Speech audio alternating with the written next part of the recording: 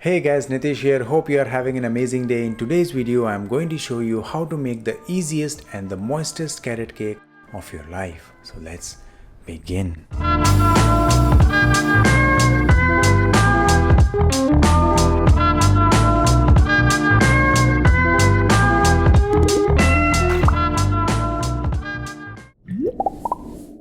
Okay, the first thing we're gonna do is mixing the dry ingredients. So I'm gonna grab a large mixing bowl and a fine mesh strainer. To that we are gonna add 340 grams all-purpose flour and sift it to break the lumps. Then we are gonna add 2 teaspoons baking soda, a teaspoon baking powder, 2 teaspoons ground ginger and 2 teaspoons ground cinnamon, and then sift them as well. Once sifted, we are gonna add 5 grams fine sea salt and grate some nutmeg, about a teaspoon, which is completely optional, but I would highly recommend you using it for its warm and nutty flavors. Then give them a nice mix and keep aside. Now for the wet ingredients, in 2 medium-sized mixing bowls, we are gonna separate total 6 eggs which are completely at room temperature. And as you are separating, I want you to be a little extra careful to not get any egg yolks in the egg whites, because we are gonna beat them later on and the fat from the yolks will stop the whites from reaching to our desired stage. Now to the egg yolks, we are gonna add 200 grams packed brown sugar and 200 grams granulated sugar, and then beat them together using a hand mixer. In the beginning, they will clump together and will look like a wet sand, but just keep beating until the sugar is completely dissolved and the mixture becomes smooth. Then we are gonna secure this bowl by placing onto a kitchen towel so it doesn't move. Then start the mixer again and slowly start adding 300 grams vegetable oil in a thin stream until it's fully incorporated. Once the oil is incorporated into the mixture, we are gonna add 150 grams unsweetened apple sauce, which is gonna make our cake extra moist, is gonna prevent it from tasting too oily and wet, and also is gonna balance out the overall taste. And I made it by adding 200 grams of apple in a small sauce pot that is peeled and cut into rough dice, along with 60 milliliters water and a pinch of sea salt. Then covered the pot with the lid and cooked them on a medium-low heat for about 8 to 10 minutes until they were fork tender. Then I transferred them to a blender jar and blended on a high speed until pureed and let it cool down completely before adding to the wet ingredients. Then we are gonna add 2 teaspoons vanilla extract and beat them again to combine. Once combined, we are gonna add walnuts that I toasted in a pan on a medium-low heat while moving them constantly until they were browned and smelled toasty for about 12 to 15 minutes. Then let them cool off completely and chop them real fine. I toasted total 180 grams of walnuts, out of which I am gonna use 120 grams now in making the cake batter and save the rest to use as a topping for the cake in the end. Then we are gonna add 120 grams sultana raisins and 350 grams carrots that I peeled and grated finely using a box grater. Now if you are thinking of using the pre-shredded carrots that they sell in the supermarkets, then don't. Because they are hard, they are thicker in size and lack moisture compared to the ones that are finely grated at home. So don't be lazy and make a little extra effort to grate some fresh, sweet carrots by yourself. And then mix all of it together. After mixing, we're gonna add our spicy sweet carrot mixture into the dry ingredients and mix them until the flour is fully combined. Then using a hand mixer, we are gonna beat the egg whites on a medium-low speed for about 2 minutes until they are frothy. Then increase the speed to high and continue beating them until they turn into these fluffy clouds and the stiff peaks are formed just like this. Then we are gonna add these egg whites into the cake batter and fold them in using a rubber spatula. I'm adding them in small quantities to make sure they mix properly into the cake batter, and then continue adding and folding until all the egg whites are fully incorporated. Then we are gonna lightly grease 2 8-inch round cake pans with some baking spray and line them up with parchment paper to prevent our cakes from sticking to the bottom of the pans. Now let me show you a little trick to cut a perfect round parchment paper for the cake pans. So what you're gonna do is just grab a sheet of parchment paper which is slightly bigger than the cake pan. Then you're gonna fold it in half from the bottom to the top like so.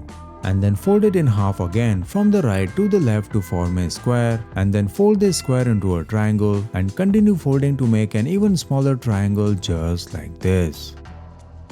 Then you're gonna place the tip of this triangle in the middle of the pan and press it against the edge of the pan to make a mark like so. Then using a kitchen shears, cut the paper following the mark, and that's it.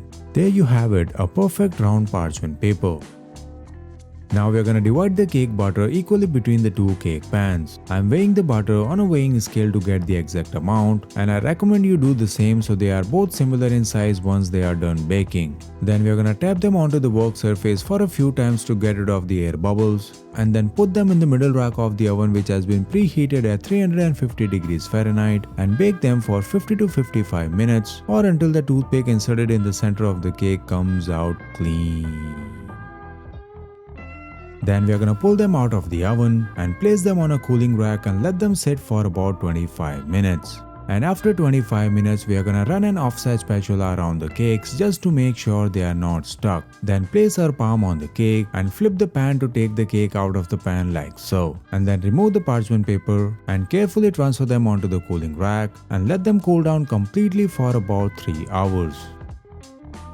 Alright, so our cakes have come to a room temperature. Now we're gonna place one of the cakes onto the decorating turntable and cut a thin layer using a serrated knife to level the top. I'm making a starting point where I wanna cut it and then continue rotating the cake while keeping the knife at the same level until I meet the starting point again. And once it's marked all around, I'm gonna continue turning while pressing the knife further in at the same time and keep going till I reach to the center and then cut the layer right off.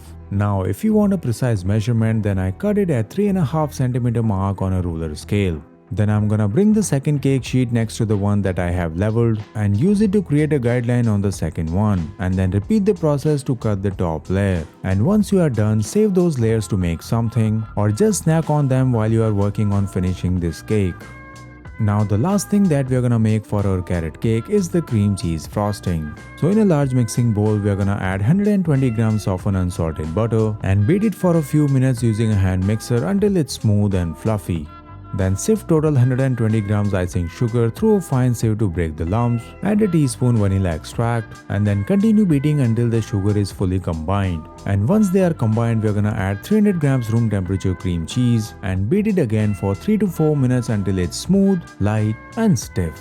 And lastly, I'm gonna add 50 grams of desiccated coconut, which I absolutely love for its crunch and nutty flavor. Then beat it to combine for one last time, and that's it with the cream cheese frosting. Now to assemble the cake, we are gonna place one of the cake sheets onto the decorating turntable and add about quarter of the cream cheese frosting in the center and spread it evenly to the edges with an offset spatula. Then we are gonna put the second layer of the cake sheet on top and add a little frosting in the center and spread it all the way to the edges as well. And after spreading, we are gonna add the rest of the frosting on top and move the tip of the offset spatula in a swirling motion with a little bit of pressure. So basically what I'm doing is making some S's and C's in opposite directions, which will give our cake a good rustic look. Then we're gonna sprinkle the rest of the walnuts on the edges, and that's it. There you have a very pretty looking carrot cake. And now it's time that we cut a slice and eat this thing. This is one of the best carrot cakes you guys are ever gonna make. It's moist, light and spongy all at the same time that is just melting right after taking the bite. The frosting is absolutely amazing. It's not too sweet cause we used way less sugar compared to the amount of sugar used in making the classic cream cheese frosting. It's really complementing the sweetness of the cake, and all the warm spices that we used are surely coming through with each bite that I'm taking. It's super delicious and I'm definitely enjoying it right now. Okay, so this is it. I hope you enjoyed watching this video and give this carrot cake a try. And if you are still here, then don't forget to hit the subscribe button for more content like this, and also hit the bell icon so you don't miss any upcoming videos. Now I'm gonna go and finish my leftover cake, and I will see you guys in the next one. Till then, bye bye.